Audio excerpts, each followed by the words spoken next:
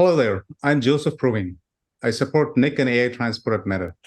We have Adi, Shengbao, Zhaodong, and Satyajeet here with us live to answer your questions.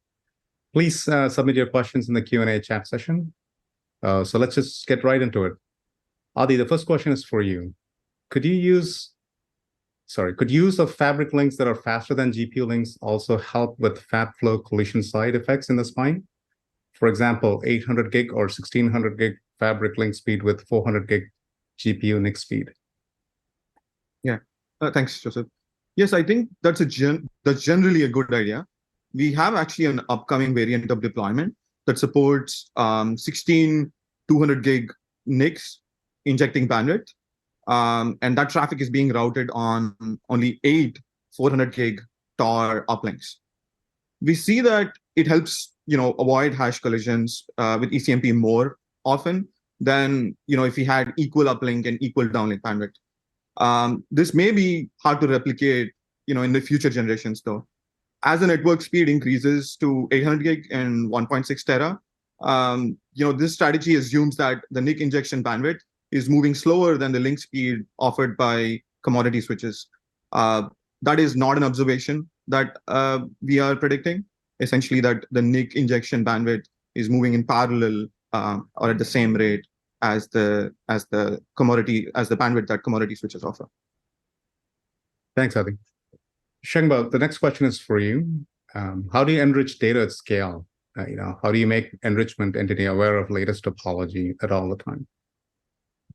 So actually, we build the topology dynamically in each rocket run. So it will query our backend database to pick up the latest hardware and topology information so that we can use it to build the latest topology. And to accommodate new counters exposed by the hardware, we definitely need to add a corresponding support in Rocket codebase. Thank you. Zhaodong, let's get the next one for you. Is there any traffic generator to simulate AI workload traffic patterns to validate the network fabric instead of using real workloads? Thank you, Joseph. So the traffic generator is actually part of our network simulator, so which will take in tracing information to generate the network traffic. For example, if it is all-reduced collectives or all-to-all collectives, then the traffic generator will generate the corresponding network traffic based on the job placement. All right, thank you. Adi, we'll get back to you again. How does the GPU memory, how was it pinned, and was the NIC made aware of that? So we use a commodity solution to accomplish this. We use an interface offered by the NIC called Peer Direct from Mellanox. It's an API between the IB core NIC interface and peer memory cards or peer memory clients. An example of this is like a GPU driver or an ASIC driver. Essentially, this provides access to the NIC to read or write, peer memory for data buffers, right? So this is how we accomplish like pinning and data movement without actually, using additional copies. Thanks, Adi. Shengbao, this is for you. Can you use Param to characterize traffic patterns for NLPs, visualization, Gen AI, vector DB, and scientific applications? Do you expect big differences? Yes. So since the trace format actually is standardized, so the model itself doesn't matter. So as long as you have the prime trace collected, we can characterize them. So actually, different models may use like different collective communications and different message size. So it may be different from each other. All right, thank you. Satyajeet, maybe this is one for you. How do you figure out if one capacity is traveling another, and how do you deal with that? So Arcadia is a what-if tool. It will be able to tell you, it will be able to simulate why GPUs are stranded due to bin packing loss or checkpointing loss and so on and so forth. You can take these parameters to figure out how often you should do checkpointing, like basically influence the design decisions. Thank you. Adi, right back to you again. What type of Q pairs are used for flow multiplexing? These are RCQPs that you set up connection before the job starts. Yeah.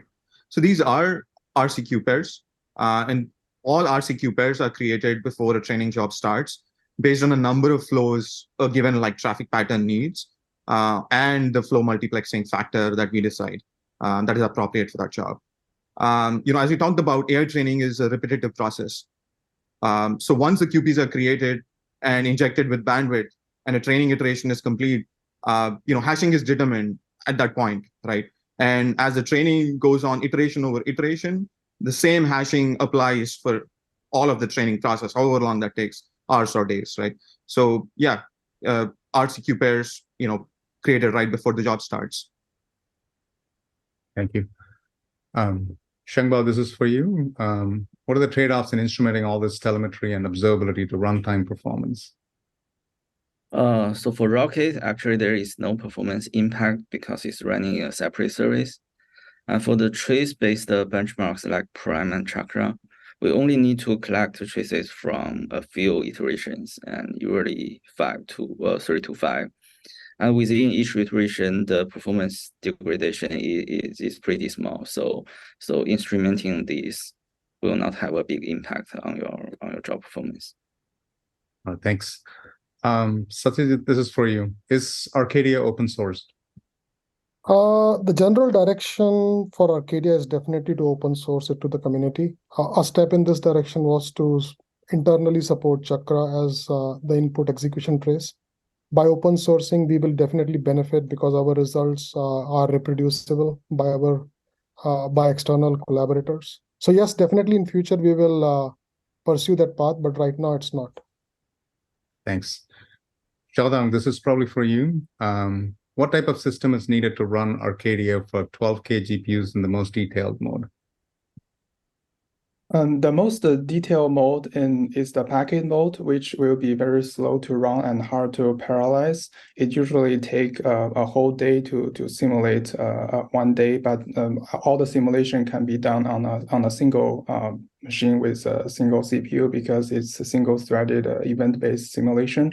If you want a slightly less detailed with the flow mode, it can actually simulate a whole year within a couple of hours. Thank you. Also on a single machine. Thank you.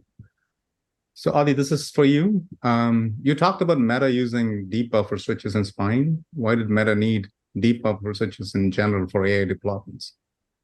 Yeah. So in general, deep buffer switches have been, quite a lot of net benefit for Meta in terms of them absorbing PFC and avoiding head of line blocking. We touched on some of this in the talk. Another way deep buffer switches indirectly helped us is that deep buffer switches usually are available in higher radix. So we're able to build a 2-tier network to connect a set of GPUs as opposed to needing a 3-tier network, right? With a smaller radix switches or so. So this is a trade-off. Queuing in deep buffer switches is larger than shared buffer switches. So that can have some additional impact on latency of the workload. But we don't think it's significant enough, or we don't notice it's significant enough to impact the overall network completion time. We're characterizing this additional latency from deep buffer switches for generative AI workloads, where it was mentioned in the earlier talks that latency is playing a bigger role. So we continue to characterize it, but based on what we learn and observe, it's not significant enough, and it provides a huge net benefit. Thanks. So Shengbao, this is for you. What are the common use cases for Rocket? Rocket can do both error analysis and performance analysis. So in Meta, we are actively using Rocket as an important nickel error debugging tool to rule out network issues.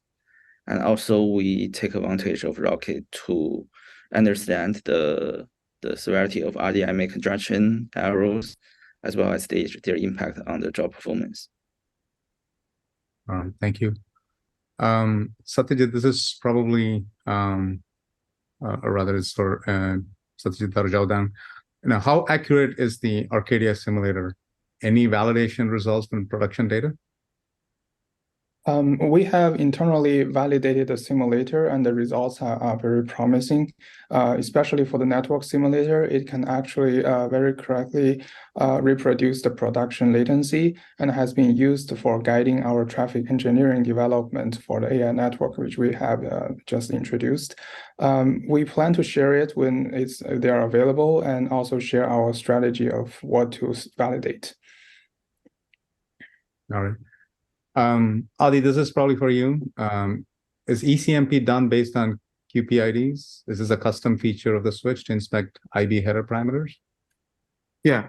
So ECMP hashing, the enhanced ECMP or ECMP based on QPID, yes, it is done based on the QPID field of the IB header. I wouldn't call it a custom feature. It's actually available in the Broadcom SDK or commodity switch vendor SDK. You do need to essentially program that so that you can actually accomplish hashing on that particular offset or that particular field. It's not something that's available out of the box that you can use, but you can go and program that to have that available. All right, thank you. Shengbao, this is for you. Is it adequate to run ParamCom's replay to understand the collective communication behaviors? The answer is not always this case. So we actually noticed some performance degradation when run comps operation together with compute kernels like Zheng in some like PyTorch workloads, and compared to the reproduction of the same comps operation without compute using prime replay benchmark. So for this purpose, to better understanding this compute and comps overlap, we recently added support in Prime Benchmark to support replay compute and comps together. Thank you. So Zhaodong, this is probably for you. Why do we need a synthesized workload traces in simulation? Can we use production workloads directly? Thank you, Joseph. Production workload traces are not always available due to our limited coverage for different reasons. So therefore, in order to support our operational use cases, we usually need some representative traces when the real traces are not available. Also, for planning and design purposes, we don't have the traces for the future systems, so that are not in the production yet. So in order to simulate those systems, we also need to project our production traces to the future to find some representative future traces. So that's why we need those synthesized workload traces. All right. So this is probably the last question. So this is for Adi. What is the impact of network latency on AI network training performance in your observation? Yeah, so the impact of network latency on AI training is that it needs to be, we talked about it in the talk, it needs to be in a particular range for AI training performance to be, up to the mark. But some of the, especially for something like hierarchical collectives, so the network latency starts to dominate, especially when the network speeds are going up, right? So as we move from 200 gig to 400 gig and 400 gig to 800 gig, the bandwidth component of the traffic flows is getting faster. But the topology, if we continue to build similar topologies, the ratio of like latency to the bandwidth component of a traffic flow is actually increasing. So the latency starts to dominate as we go to higher link speeds. So this is the reason we are building. We are looking at building different topologies for higher link speeds in terms, as well as like adjusting the traffic patterns to essentially mitigate some of this like latency impact that we are predicting will happen as we go to larger gang sizes with generative AI, as well as like higher bandwidth also. So, latency has an impact. We're able to mitigate it at today's link speeds, and we'll have to do more in the future in order to continue to not see the impact for AI training workloads. Thanks, Adi. Zhaodong, maybe one last question for you. Can you simulate effects of PFC ECN with Arcadia? Yes, so both in our flow mode and the packet mode, we support simulating those PFC and ECN effects. And for the flow mode, it will be approximation, and for the packet mode, it will be the exact simulation of all these algorithms. All right, great. Thanks, Adi, Shengbao, Zhaodong, and Satyajeet. And thanks to all the participants for your Q&A. And that ends the session.